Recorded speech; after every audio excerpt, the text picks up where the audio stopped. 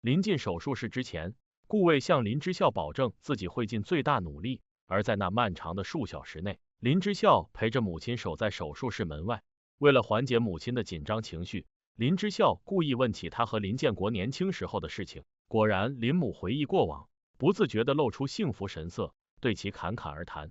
尽管多年过去，两人已是老夫老妻，可林母仍然觉得遇到林建国是他这辈子最大的幸运，并且感慨新时代的人都不懂爱情，很多会以颜值为首要，实则真正的爱情需要看重内在，包括对方爱你的心。幸好手术非常顺利，林建国只需住院观察，若是没有出现其他问题，很快就能保证康复出院。林家母女瞬间松了口气，之前压在心头的大石总算是落地。反观顾魏回到办公室，发现门把手夹着一张便利贴，上面是林之孝留给他的感谢话。之后的日子里，林之孝一边照顾林建国，一边在病房里虚空拉琴，时刻不忘练习。正巧这一幕被顾魏看在眼里。这天晚上，顾魏来查房，发现林之孝趴在床边睡着，于是轻手轻脚的拿起衣服给他披上。隔壁床的球球忍不住偷笑。顾魏知道林之孝急需练习大提琴的场地，于是趁着医院里举办音乐慈善义演活动，让他参与其中进行演奏。林之孝看到乐队，立马来了精神，在征得乐队负责人同意后，便有模有样的当众拉起大提琴。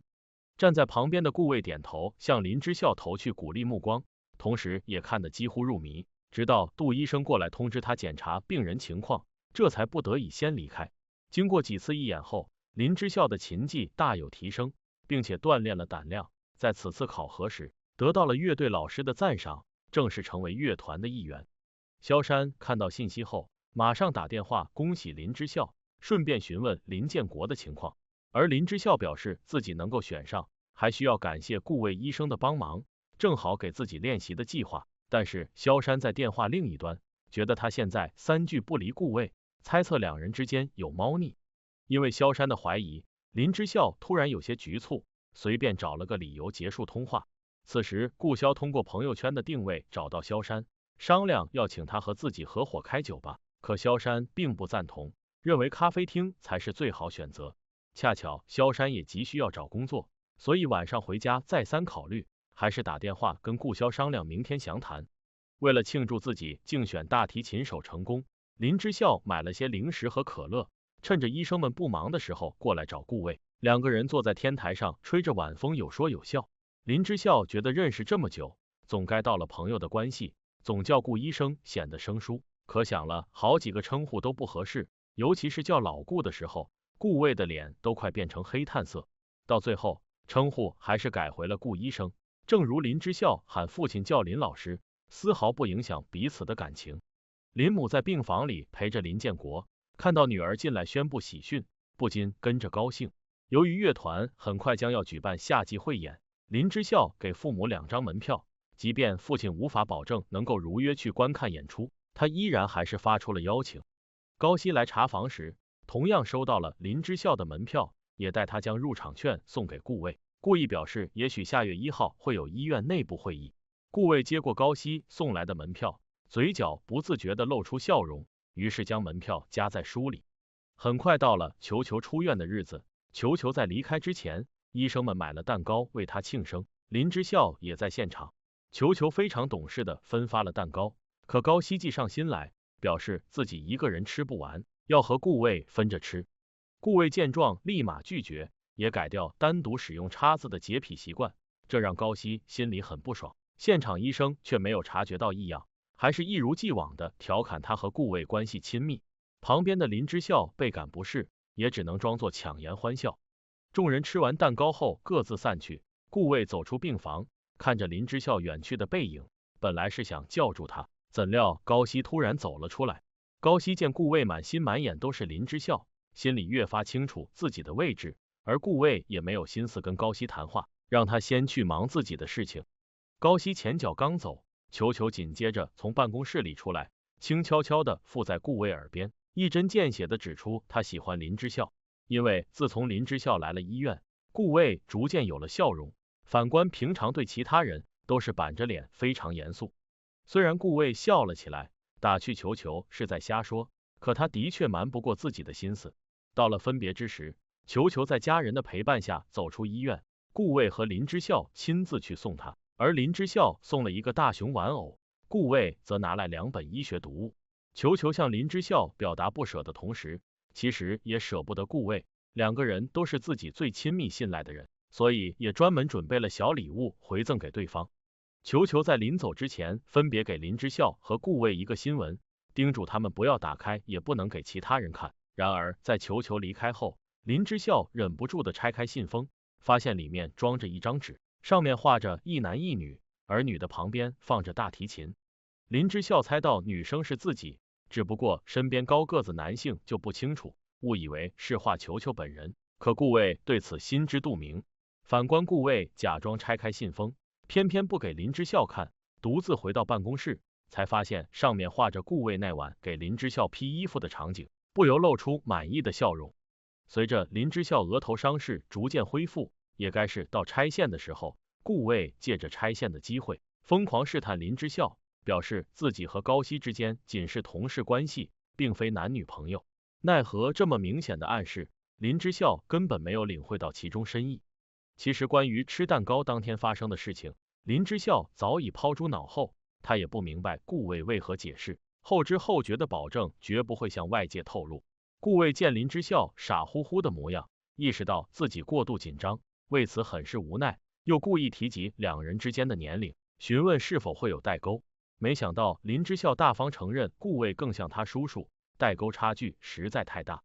转眼间，日子过得很快，便是到了林建国出院的日子。林之孝闷闷不乐的收拾着东西，林母则去找顾魏要了联系方式，而顾魏趁着他们出院之前，准备好一份详细的术后护理清单，严谨又细心，让人倍感温暖。萧山准备了筹办咖啡厅的规划，奈何顾潇对此毫无兴趣，坐在他对面昏昏欲睡。可萧山是个说一不二的行动派，既然已经做出了决定，就要立马付诸于实际行动。顾潇见他要拉着自己考察店铺，忍不住叫苦连连。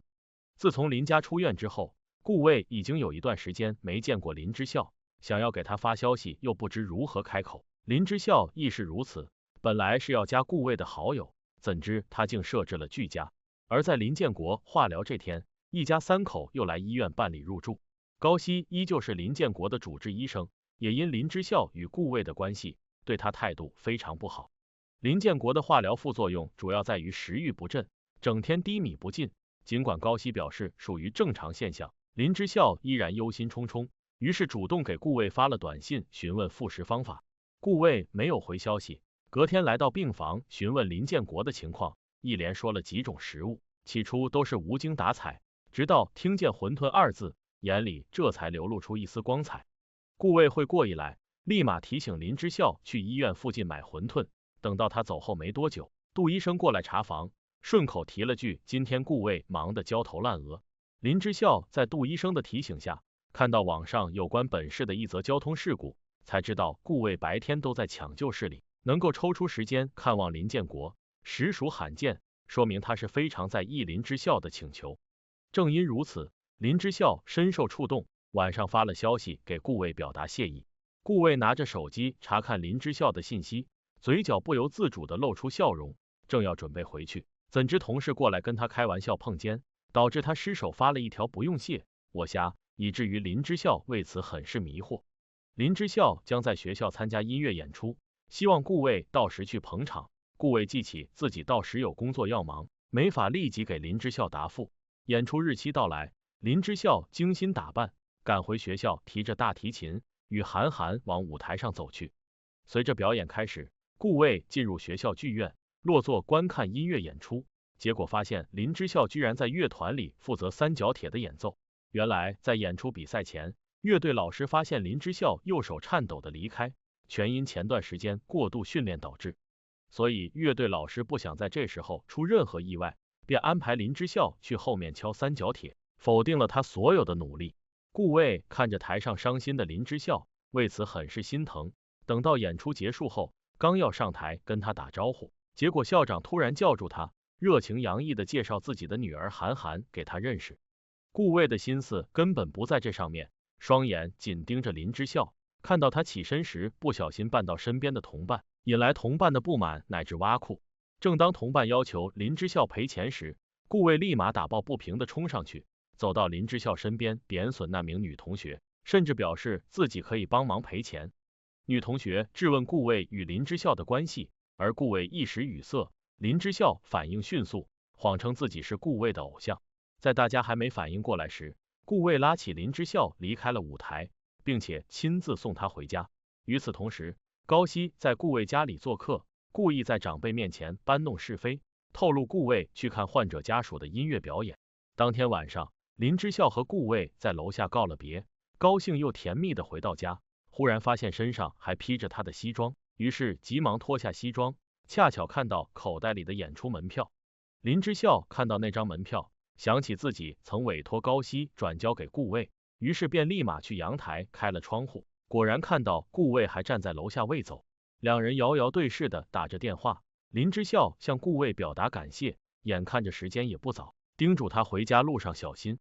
而转眼不过片刻，林之孝收到顾魏发来的好友申请，他欣喜若狂地点了同意，紧接表示明天洗干净外套再还给他。可顾魏觉得没必要清洗。当天晚上，顾魏回家发现父母脸色铁青的坐在客厅，似乎是等他许久。顾父再次强调顾魏年纪已经不小，应该是时候和高希考虑成家，甚至数落他分不清身份，平时总跟患者走得太近。在老两口看来，医生找医生结婚本来就是绝配，因为两人有相同观念理想，但是顾魏不愿让父母安排自己的人生，况且也没有结婚打算，于是在网上寻找房源信息，准备搬出去单住。第二天早上，林之孝起床接到顾魏的消息，兴高采烈的清洗着顾魏的西装，因为拿错了清洁剂，导致外衣混染，尤其西装本来就不适合水洗。林母发现这套衣服很不对劲，看起来比较宽大，类似于男士。林之孝赶紧找个理由糊弄过去，谎称是时下流行，三言两语打发了母亲。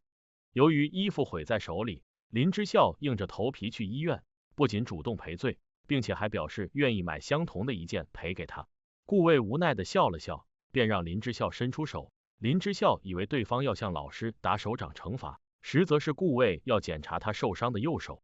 前段时间的过度练习，导致林之孝的右手出了问题，顾魏叮嘱他记得挂个骨科。至于作为洗坏西装的惩罚，顾魏只让林之孝帮自己接杯热水，怎料高希一眼认出顾魏的专用水杯，对此非常不满。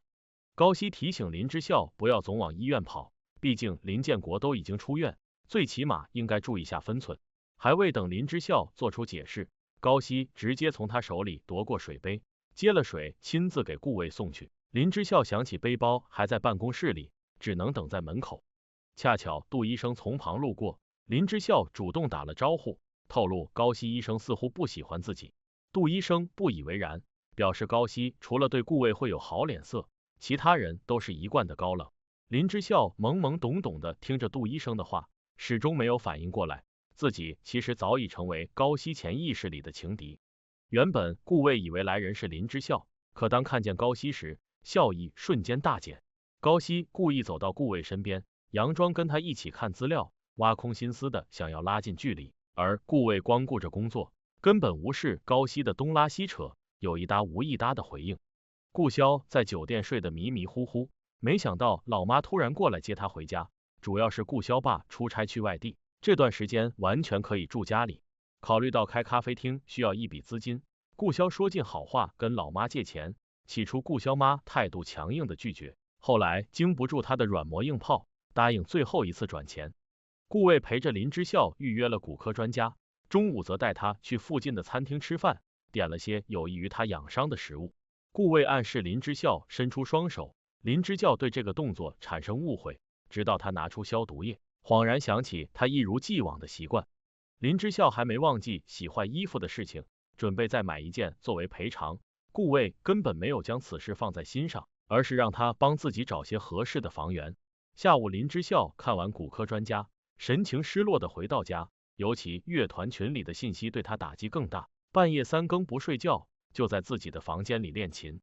林母来门口喊女儿没回应，刚巧顾魏打来电话，通过电话不难听出一阵阵琴声，于是又给林之孝打了电话。故意让他今晚帮自己找100套房源资料，明天再发到邮箱里。林之孝叫苦不迭，考虑到的确弄坏了顾魏的衣服，只得听从安排，直接将顾魏昵称改为资本家，却不知顾魏的用心良苦。忙到了后半夜，快天亮，林之孝总算找完足够的房源发至顾魏邮箱，几乎累得睁不开眼，全没了练琴的心思。反观顾魏在收到邮件后，表示自己已经收到了邮件，借此又向林之孝提了要求，让他按医院为中心，并将100套房子按照区域和路程进行划分，届时再按照租金和房屋的档次进行划分，反复强调林之孝当初愿意劳力抵债，省得之后再反悔。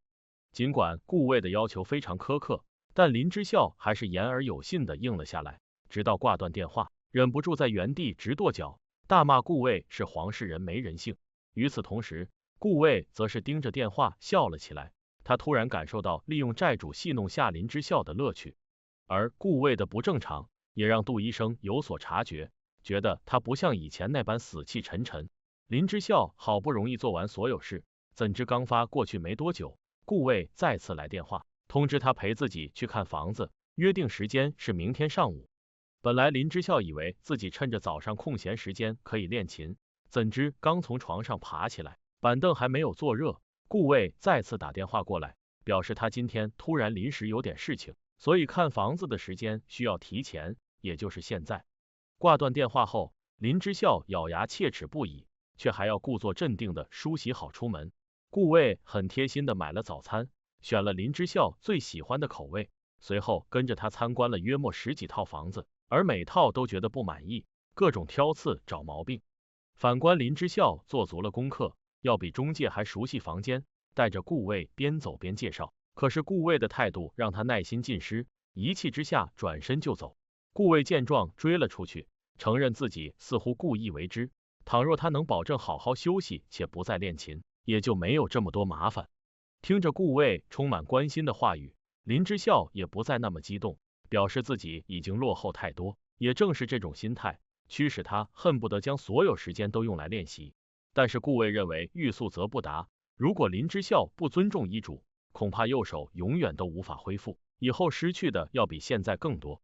正因如此，林之孝迟疑片刻，带着顾魏去看下一套房子，也是最后一套，各种努力游说。顾魏看到林之孝期盼的目光，答应就选定这套房子，只不过房子的租金太贵，完全超出林之孝的预期，